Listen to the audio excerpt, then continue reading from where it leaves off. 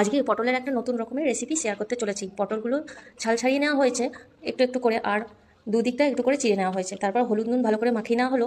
আর এদিকে পেঁয়াজ দুটো নিয়েছি ছোট, আদা খানিকটা, আর টমেটো, কাঁচা লঙ্কা, হলুদ, জিরে গুঁড়ো, ধনে গুঁড়ো, লঙ্কা গুঁড়ো, একটু জল আর এলাচ দিয়ে ভালো করে পেস্ট করে নিয়েছি এই দিকটায়।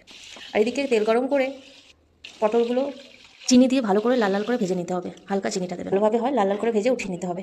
ওই তেলের মধ্যেই আমি গোটা গরম মশলা একটু থেতো করেছি, এলাচ আর শুকনো লঙ্কা, জিরে, তেজপাতা ফোড়ন দিয়ে আমি বাটা মশলা মানে পেস্ট করাটা দিয়ে দিলাম। এখানে নুন, চিনি দিয়েছি আর জিরে গুঁড়ো, ধনে গুঁড়ো একটু দিলাম। দেওয়ার পর পটলগুলো দিয়ে ভালোভাবে কষিয়ে নিলাম। দেখতে পাচ্ছেন ভালোভাবে কষানোর পর আমি বেশ খানিকটা এখানে দুধ দিয়ে দিয়েছি। দুধ দিয়ে ভালোভাবে নাড়াঘাটা করে এদিকে 1 চামচ ময়দা দিয়ে জল দিয়ে গুলে দিয়ে দিলাম। এই ময়দা জলটা গুলে নাও দিলেও কোনো অসুবিধা নেই। নামানোর আগে গরম মশলা দিলাম আর ধনে পাতা দিলাম, ব্যাস রেডি টু সার্ভ। আপনারা এভাবে করে খেতে পারেন, বেশ ভালোই লাগবে। ঘি দিতে পারেন।